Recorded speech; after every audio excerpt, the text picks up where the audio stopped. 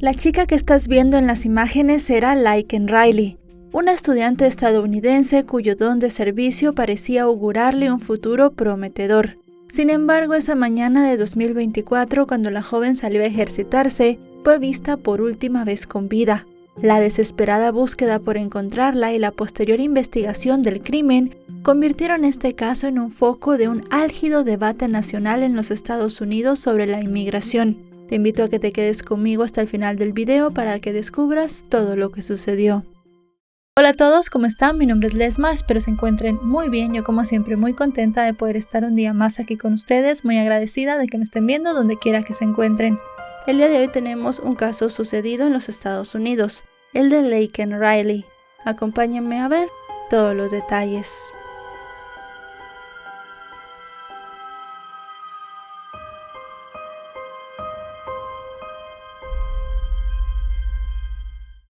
Laken Hope Riley nació el 10 de enero de 2002 en la ciudad de Marietta, que está ubicada en Georgia en los Estados Unidos. Fue una de los 4 hijos del matrimonio conformado por William y su esposa Allison. Tras culminar la escuela secundaria, donde fue miembro del equipo de atletismo, Laken decidió darle rienda suelta a su pasión por cuidar a los otros, y de esta manera se inscribió para estudiar enfermería en la Universidad de Georgia. Ahí, en el campus ubicado en la ciudad de Atenas, al oeste del estado, la joven halló su lugar en el mundo, pues además de comprobar cuánto la entusiasmaba su carrera, se unió a una de las fraternidades, lo que le permitió entablar amistad con muchas otras chicas de su edad y que tenían los mismos intereses. Adicionalmente, la adoración de la joven por el cuidado de las personas fue más allá de su objetivo, y le permitió ser una niñera extraordinaria para 2 niños pequeños. Entre tanto, en su apretada agenda, que incluía ejercitarse a diario, lograba hallar el tiempo para involucrarse en la iglesia, una actividad que la llevó a asistir a innumerables viajes como misionera. De hecho, a decir de sus conocidos, la fe de Laken se hacía evidente en cada aspecto de su vida, especialmente en su alegría, que era contagiosa, y en su inmenso don de gente. Con estos antecedentes llegamos al jueves 22 de febrero del año 2024. Ese día comenzó como cualquier otro para ella, y alrededor de las 8 de la mañana se sentó en casa a tomar algunas notas y hacer algunos deberes. Entonces una de sus 3 compañeras de habitación se acercó, y durante un rato ambas charlaron sobre sus planes para el fin de semana. Alrededor de las 8:45 más o menos, esta compañera se fue a clase. Las chicas no tenían manera de saberlo, pero esa sería la última vez que compartirían. Nunca más se volverían a ver. 15 minutos después, Laken tomó su celular, su reloj inteligente y sus audífonos, y se dispuso a correr por el campus de la universidad. El reloj marcaba las 9 de la mañana con 3 minutos, cuando una cámara la capturó mientras salía. Llevaba su cabello recogido e iba vestida con una chaqueta negra, unos pantalones de deporte también de color negro y unos zapatos deportivos de color blanco. De allí, Laken fue hacia un sendero cercano a su universidad, un recorrido que hacía con frecuencia para mantenerse fuerte y ejercitarse. En ese punto, tal y como lo muestran las imágenes, la joven fue capturada de nuevo, ahora por una cámara de vigilancia pública.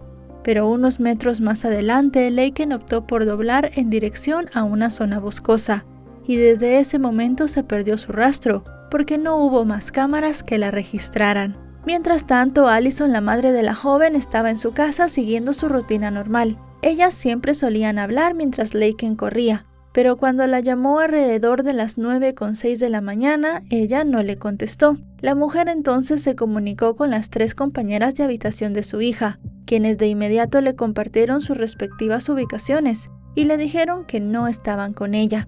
Ese día, no obstante, el servicio de telefonía celular de la compañía que usaba la familia estaba teniendo algunos problemas, lo cual dificultó los esfuerzos de la mujer y de las jovencitas para localizar a Laken. Cuando finalmente una de ellas lo logró, pudo constatar que la última ubicación conocida del teléfono de su amiga era ese sendero cercano a la universidad.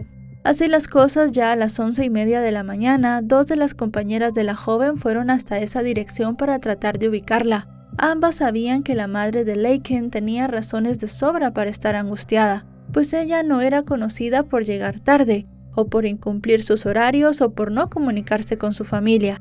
Había estado ya mucho tiempo fuera, mucho más de lo normal, y además de eso no había enviado ni siquiera un mensaje a nadie. Mientras tanto, por más que la mujer intentaba comunicarse con su hija, no podía hacerlo. Insistió muchísimo, pero nunca recibió una respuesta.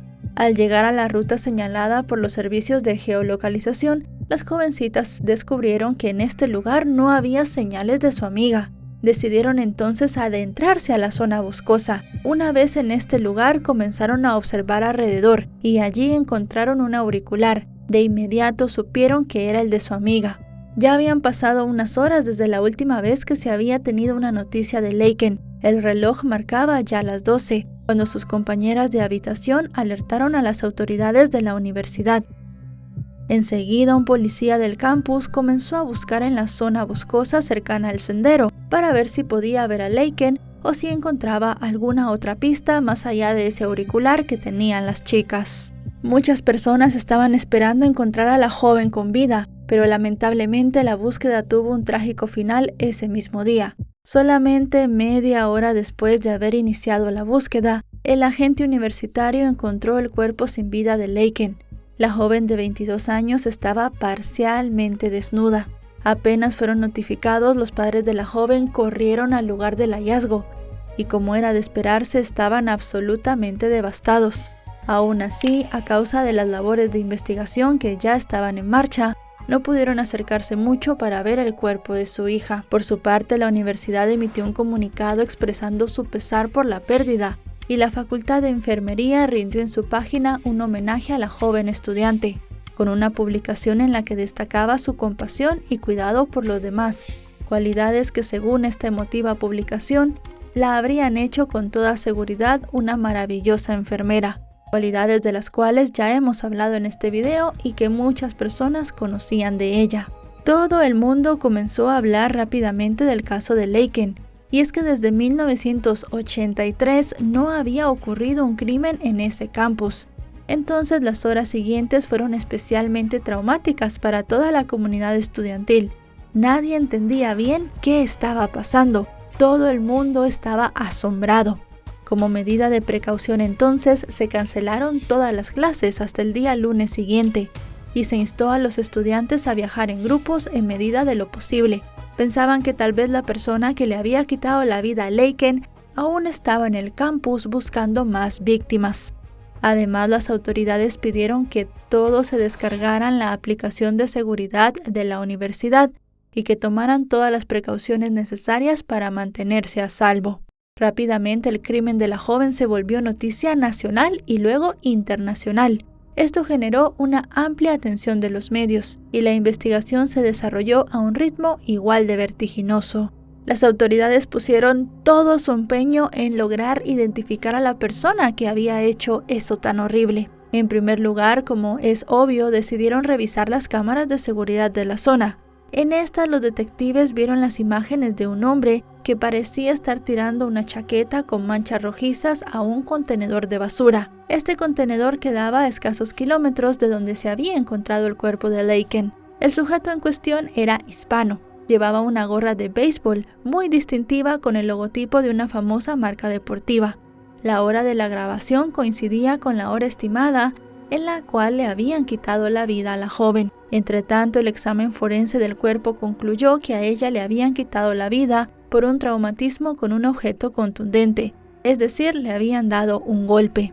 Además, se supo que durante el ataque había logrado marcar el número de los servicios de emergencia, pero por desgracia, cuando la operadora atendió, del otro lado de la línea solo había ruidos que parecían indescifrables, por lo cual no pudieron enviarle ayuda. Siguiendo la pista del sujeto de las imágenes de las cámaras de seguridad, un sargento de policía que estaba patrullando cerca de esa zona boscosa se topó con un hombre que coincidía con la descripción e incluso llevaba una gorra idéntica. Así que mientras lo seguía para no perderle el rastro, alertó al resto del equipo. También se recuperó la chaqueta que este hombre había tirado a la basura. Cuando se hizo un análisis de la prenda, se descubrió que había una hebra de cabello, que según los análisis pertenecía a Laken. Poco después los investigadores descubrieron que en efecto el hombre señalado por el patrullero vivía muy cerca de donde se hizo el hallazgo de la chaqueta. Esa noche, cuando algunos vecinos del vecindario estaban sentados fuera de sus apartamentos comentando sobre lo que había sucedido, la policía invadió la zona y comenzó a hablar brevemente con ellos. Pronto los agentes descubrieron que en uno de los inmuebles vivían un par de sujetos, cuyos antecedentes eran más que sospechosos. Así las cosas, de inmediato ejecutaron una orden de allanamiento en la vivienda para buscar posibles pruebas. Pero a esa hora las cosas ya habían cambiado un poco, y es que las autoridades dijeron que tenían razones de sobra para creer que la persona que le había quitado la vida a Laken no era la persona que había visto al patrullero y que había estado siguiendo, sino su hermano. Este hombre era José Antonio Ibarra, tenía 26 años y era originario de Venezuela. 2 años antes había ingresado de manera ilegal a los Estados Unidos, cruzando a pie la frontera sur del país con México, muy cerca de El Paso, Texas. Aunque funcionarios de aduanas y protección fronteriza se toparon con él posteriormente y se lo llevaron detenido, quedó en libertad condicional para que fuera procesado de manera posterior. De ahí en más se sabe que José se hospedó en un refugio para migrantes en la ciudad de Nueva York, y tras ser arrestado por actuar ya de manera violenta contra un menor y además por una infracción de tránsito, finalmente los funcionarios de esa jurisdicción lo liberaron, antes de que se pudiera emitir siquiera una orden de detención en su contra. Entonces, gracias a una iniciativa humanitaria, José tomó un vuelo pagado por la ciudad de Nueva York y finalmente aterrizó en Georgia, donde se instaló en el complejo de apartamentos ubicado a 1,5 kilómetros de la zona boscosa del campus universitario. A principios del año siguiente, su hermano, Diego José Ibarra, cruzó por primera vez a Estados Unidos a través de Texas. Los agentes especularon que luego abandonó voluntariamente el país por su cuenta, que no fue deportado, pero ese mismo mes volvió, y en esa oportunidad agredió a un agente de la patrulla fronteriza. Diego no fue procesado porque afirmó que sufría de epilepsia.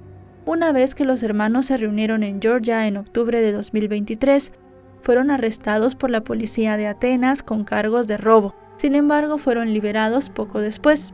Y 2 meses más tarde, cuando José no compareció en un tribunal por el caso, se emitió una orden de arresto en su contra. Aparentemente en la casa también vivía otro hermano de ellos y 2 personas que no fueron identificadas.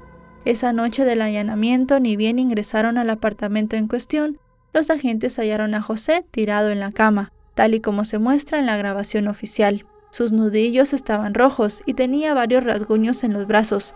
Esto enseguida llamó la atención de la policía. Parecía que había tenido una pelea con alguien. A pesar de esto, José negó repetidamente tener rasguños en los brazos. Dijo que no sabía de qué estaban hablando. En cuanto a Diego, les presentó a los agentes una identificación, que estos reconocieron de inmediato como falsa, debido a su mala calidad y a que se enumeraban 2 fechas de nacimiento completamente diferentes. De este modo, los hermanos quedaron detenidos esa noche. Sin embargo, poco después el jefe policial ofreció una rueda de prensa y aclaró que solo uno de ellos 2 era sospechoso por el caso de Laken. Apenas habían transcurrido 24 horas del hallazgo del cuerpo de la joven y ya se había armado todo este revuelo. Ya había un sospechoso detenido y la gente clamaba por justicia. Asimismo, el jefe de policía informó que no había evidencia de que el sujeto y Laken hubiesen estado relacionados antes de alguna manera. Por el contrario, a decir de la gente, los 2 no se conocían en lo absoluto, de modo que todo parecía indicar que José simplemente había visto la oportunidad en el momento, y esto había llevado al hombre a atacar a la joven. También se señaló que la evidencia en su contra era completamente sólida, y que básicamente el caso ya estaba cerrado. Así, poco antes de la medianoche de ese día, José fue ingresado en una cárcel. Por su parte, su hermano Diego quedó detenido por un delito menor, como sabemos por la identificación falsa, y también le dieron otro delito grave, por ir en contra de la Agencia de Inmigración y Control de Aduanas de Estados Unidos. Durante el proceso de interrogatorio que le hicieron a José, las autoridades recurrieron a los servicios de un intérprete, esto para saber todo lo que había sucedido. Él en este interrogatorio contó un poco su versión de los hechos. Vamos a escucharlo a continuación. ¿A qué hora llegó a la casa? Me echó media hora caminando, 11:30, casi a las 12. Los agentes también intentaron ubicarlo en la escena del crimen, así que le preguntaron a qué hora se había despertado el día anterior. Él respondió que lo había hecho muy tarde, esto evidentemente como una forma de defenderse, para que no pudieran determinar que él por la mañana había estado en ese lugar. Sí, ayer desperté que como casi me paré tarde porque me pararon, pero los hermanos míos me pararon que como a las 2:00. A las 2 de la tarde. Sí. Mientras José era interrogado por los agentes de la ley, la noticia comenzó a darse en la comunidad universitaria, y esto trajo mucho alivio a todos los alumnos. Pero aún persistían preguntas. ¿Cuál era el motivo por qué José había decidido atacar a Laken? ¿Y cuál era la naturaleza del crimen? De cualquier modo, algo que llenó las primeras planas de los noticieros fue la condición del hombre de inmigrante ilegal. Esto causó un enorme revuelo. Pronto pudo saberse que a su llegada al país, José le había dado a la policía un número de identificación de Venezuela. Sin embargo, algunas fuentes, incluida una importante cadena de noticias estadounidenses, intentaron buscarlo con este número en una base de datos nacional. Eso sí, no pudieron encontrarlo. Como ya sabemos, en Internet muchas personas comienzan a buscar y también a hacer sus propias investigaciones. Una persona decidió quitar el último número de esta identificación que José había dado, pero la persona que aparecía en el sistema resultó ser una mujer. Así las cosas, todo parecía indicar que él se había inventado este número y era completamente falso. Y hasta el momento no estaba claro si tenía antecedentes penales en su país de origen. El asunto se intensificó todavía más. Cuando transcurridos un par de días, los fiscales federales acusaron al hermano de José, Diego, de ser miembro del llamado Tren de Aragua, nombre bajo el cual se conoce a la organización criminal más grande de Venezuela. De acuerdo con los documentos judiciales, los miembros de esta pandilla se han hecho conocidos en los Estados Unidos durante el último tiempo, debido a que han tenido enfrentamientos violentos con las fuerzas del orden y también han cobrado víctimas civiles en Nueva York y otros lugares. Los fiscales federales señalaron varias razones por las cuales se consideraba que Diego era parte de la banda. En primer lugar, tenía algunos tatuajes que ya se habían identificado en otros miembros, como una corona de 5 puntas y varias estrellas también de 5 puntas, todas estas marcadas en el cuello. En segundo lugar estaban algunas fotos y videos, donde Diego se mostraba haciendo una señal con sus manos muy distintiva de esta pandilla. Luego los fiscales destacaron que existían muchas imágenes de Diego exhibiendo armas de fuego, una práctica común entre estos pandilleros, y al no ser ciudadano estadounidense, la aportación de armas constituía una violación a la ley de aquel país. Por último, se destacó su tendencia de usar indumentaria del equipo de la NBA, los Chicago Bulls, que de acuerdo con los fiscales era otra marca distintiva de los miembros del Tren de Aragua. Con esta evidencia se solicitó que Diego permaneciera tras las rejas mientras su caso judicial avanzaba. Asimismo, los documentos también incluyeron nuevos detalles sobre los crímenes anteriores del hombre, como que se había cortado una vez un grillete electrónico, que había sido encontrado al costado de una carretera cuando vivía en Colorado. El grillete que tenía Diego en ese momento formaba parte de un programa gubernamental llamado Alternativas a la Detención. Finalmente, al considerar que había riesgo de fuga, un juez federal ordenó que Diego permaneciera bajo custodia judicial a espera de un juicio. De ser declarado culpable, podría recibir una pena de hasta 10 años de prisión y una multa de $250,000. Mientras todos estos detalles sobre Diego iban saliendo a la luz, también se fueron revelando muchos detalles de José, lo cual reavivó las discusiones locales sobre los protocolos de seguridad fronteriza, motivando fuertes cuestionamientos sobre el proceso de investigación de los inmigrantes que entran al país, sobre todo ya que faltaba muy poco en ese momento para la elección presidencial en los Estados Unidos. Esto a su vez atrajo aún más atención de los medios internacionales. Con respecto a esto, el vicepresidente del Consejo Nacional de Patrulla Fronteriza aseguró que cuando alguien era arrestado por cruzar ilegalmente la frontera, los controles de sus antecedentes se ven muy limitados. Así que aunque se comparen huellas dactilares con los registros estadounidenses, lo cierto es que no todos los países comparten los registros con esta nación. Por lo tanto, sin acceso a estos, si no han cometido ningún delito en suelo estadounidense, la patrulla fronteriza únicamente puede guiarse por la palabra de estos individuos. Mientras tanto, estudiantes, miembros del personal de la universidad y otras personas se reunieron en una vigilia en honor a Laken. A este emotivo evento en su honor también se presentaron algunas compañeras, muchas de las cuales llevaban una flor en señal de duelo. Así las cosas, unos días más tarde, el 1 de marzo, y en medio de una lluvia que parecía no querer cesar, se llevó a cabo el funeral de la joven en su ciudad natal. Solo sus familiares y amigos más cercanos estuvieron presentes. Varias patrullas de policía se apostaron en las cercanías, esto para permitirles la mayor privacidad posible. Posteriormente, la joven recibió sepultura en el cementerio de la misma localidad. Al día siguiente, la madre de la joven recurrió a las redes sociales para describir en una publicación desgarradora cómo se sentía por la pérdida de su hija. Dijo que era algo devastador e inimaginable, una tragedia que se podía haber evitado, y también comentó que no tenía más palabras. Eso sí, agradeció a Dios por estar con ella y los suyos durante un momento tan complicado. Una semana más tarde, la Cámara de Representantes aprobó la ley Laken-Riley, en una votación en la cual los legisladores demócratas se unieron a todos los miembros republicanos. De promulgarse la ley en honor a Laken, obligaría a la detención federal de inmigrantes ilegales que cometan robos o hurtos. Además, permitiría a los estados presentar demandas contra el gobierno federal por no hacer cumplir las leyes de inmigración. Lejos de mermar en los días posteriores, la atención al caso no hizo más que aumentar. Los debates eran muchísimos, se hablaba mucho del crimen y también este era mencionado por los políticos de los dos grandes partidos locales. La nación se debatía sobre cuáles serían las actuales y futuras medidas en temas muy sensibles como la inseguridad y la migración.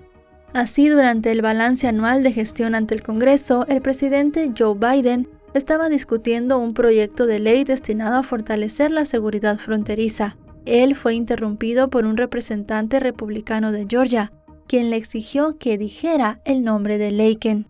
2 días después, durante un mitin celebrado en Georgia, el expresidente Donald Trump, en ese momento, quien como ya sabemos recientemente ha sido electo y tomará mandato presidencial, mencionó que la madre, el padre, la hermana y una de las compañeras de cuarto de Laken estaban allí sentados en primera fila. Según dijo, los conoció antes de subir al escenario.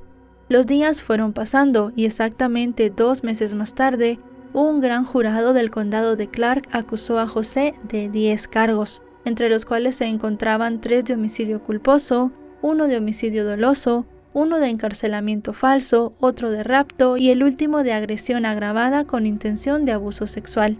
Él se declaró inocente, pero de cualquier modo quedó detenido y se le negó la libertad bajo fianza. Aunque no se han revelado públicamente los motivos detrás de esta decisión, la Fiscalía decidió no buscar para él la pena capital. En su lugar se perseguía una condena de cadena perpetua sin posibilidades de libertad condicional. Su abogada defensora intentó trasladar el juicio a otro condado, debido a la atención que habían tenido los medios en torno al caso, pero el juez denegó completamente esta moción. Estaba previsto que el juicio de José comenzara el 13 de noviembre con la selección del jurado. Sin embargo, en una audiencia previa, él renunció a su derecho de un juicio con jurado. Como resultado, se estableció que sería un juez quien determinaría los hechos y dictaría sentencia.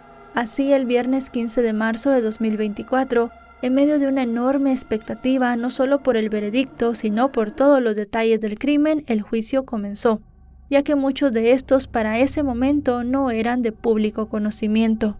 A decir de la Fiscalía, José estaba en búsqueda de cualquier chica universitaria que pudiera cruzarse en el camino. Según ellos, lo que sucedió fue lo siguiente. Él había salido a supuestamente cazar mujeres, fue una palabra que se utilizó en el juicio. He went hunting for females on the University of Georgia's campus. Y al toparse con Laken, él la atacó. Ella se defendió, pero cuando se resistió a ser víctima de un abuso sexual, él comenzó a golpearla, esto de manera repetida y con una piedra. Por si fuera poco, la sujetó del cuello hasta que ya no pudo respirar. Por último, tomó su cuerpo y lo trasladó hasta el área donde fue encontrado. El reloj inteligente de Laken fue crucial en la investigación, ya que capturó datos cruciales. Según la fiscalía, estos dieron pistas muy importantes sobre lo que había sucedido y cómo ella había luchado por su vida. Y es que según los datos que se analizaron, alrededor de las 9:10 de la mañana, Laken aún estaba en su carrera matutina. Fue un minuto después, a las 9:11, que ella activó la función SOS de su teléfono y llamó al número de emergencias. Unos minutos después, su reloj inteligente se alejó unos 20 metros del sendero hacia el bosque. La llamada al departamento de policía terminó a las 9:12. Los operadores intentaron llamarla de vuelta, pero no hubo respuesta. La frecuencia cardíaca de la joven, la cual quedó registrada en el reloj, también fue muy importante, ya que continuó mostrándose hasta poco antes de las 9:30. Sin embargo, 8 minutos después, el reloj inteligente ya no mostró ningún movimiento adicional, por lo que pudo concluirse que fue en ese momento que el corazón de Laken se detuvo. Tras escuchar el relato de la fiscalía, era evidente que la madre de Laken iba a estar muy afectada. La mujer se llevó un pañuelo a la boca y cerró sus ojos con mucha fuerza, tratando de reprimir su llanto, pero no tuvo éxito. Por su parte, si bien el equipo de abogados defensores se refirieron a la muerte de la joven como una tragedia y calificaron el hecho de gráfico e inquietante, también comentaron que no había pruebas suficientes para demostrar que José era el culpable. Y en un giro sorprendente de los hechos, el equipo legal sugirió que Diego, el hermano de José, había sido el responsable. Pero los fiscales contraatacaron con pruebas contundentes, como el hecho de que se descubrió ADN de José debajo de las uñas de Laken y que una huella digital de este estaba en la pantalla del teléfono de la chica. Según los expertos, ambos elementos fueron el resultado de la lucha de la joven para defender su vida. Además, también se mostraron algunas fotografías que José se había sacado la mañana de los hechos, y donde, según el testimonio de un agente del FBI que analizó los datos de los teléfonos confiscados, se podía ver con la misma chaqueta que más tarde tiró y que fue encontrada y analizada por los detectives. Otro detalle que salió a la luz en este proceso y que impactó a todos fue la confirmación de las autoridades de que José, al igual que su hermano, también pertenecía a la banda del Tren de Aragua. Al respecto, los funcionarios de Seguridad Nacional habían advertido que esta pandilla se había expandido ya a 16 estados de los Estados Unidos, incluidos Washington, Tennessee, Virginia, Montana y Wyoming.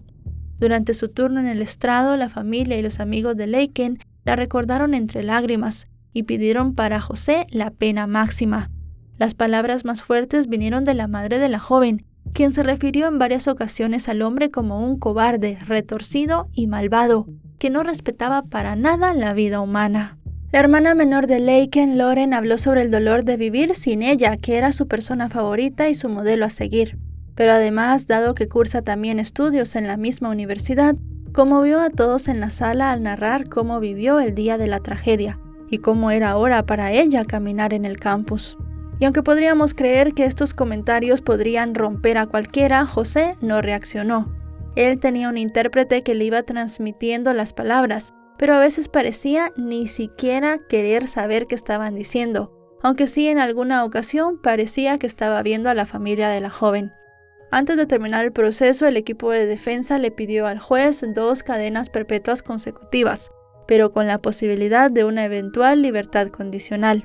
Así las cosas, el miércoles 20 de noviembre de 2024, este hombre fue declarado culpable de todos los cargos y le dieron una condena de cadena perpetua sin beneficio de libertad condicional. La familia de la joven se mostró conforme con la decisión de la justicia, a pesar de que en sus propias palabras extrañarían a Laken todos los días y esto no se las devolvería. Mientras tanto, en un lugar cercano a donde fue hallado su cuerpo, se puso un modesto monumento conmemorativo. La familia de la joven planea crear una fundación en su honor e iniciaron para esto una recaudación en línea. En cuanto a Diego, el hermano de José, al momento que estamos realizando esta investigación, no encontramos ninguna novedad sobre su causa. Ahora que conocen todo lo que sucedió, saben todos los detalles y conocen el pasado de todos los implicados en este caso, cuéntenme en los comentarios qué opinan. Y bueno, chicos y chicas, hasta aquí el video de hoy. Realmente un caso muy triste, una joven que simplemente salió a correr, que no sabía que ese día sería el último de su vida. Una persona que estaba en el momento y en el lugar que no eran indicados, en el momento y en el lugar equivocados, y que al final se encontró con este ser que no podemos decir ya si es un ser humano o no, pero esta persona que pues no tenía respeto por la vida y terminó quitándosela a ella. Se abrió un gran debate en este caso. Creo que al final es importante determinar algo, no más que todo si José y su hermano eran migrantes ilegales o no, sino los antecedentes que tenían y que al final ya incluso en los Estados Unidos habían cometido crímenes. Creo que esto es muy importante para reflexionar. Si ya habían cometido crímenes en este país y no eran crímenes de saltarse una luz roja o alguna de estas cosas, ellos ya habían cometido robos, hurtos, se habían peleado con otras personas, realmente ya se podía ver que eran personas que no iban a aportar absolutamente nada a la sociedad. Creo que esto es lo que tendríamos que debatir más allá de su condición migratoria o del país del que vengan, que eran personas que ya habían cometido crímenes en territorio estadounidense, y es importante pues saber que cuando una persona comete este tipo de crímenes no va a aportar nada a la sociedad y simplemente es un peligro para todos los que lo rodean. Déjenme sus comentarios, yo los estaré leyendo. Recuerden que todo el mundo puede expresar su opinión de la manera que quiera, pero siempre respetando a los demás. Ahora sí, nos vemos hasta otro caso. Adiós.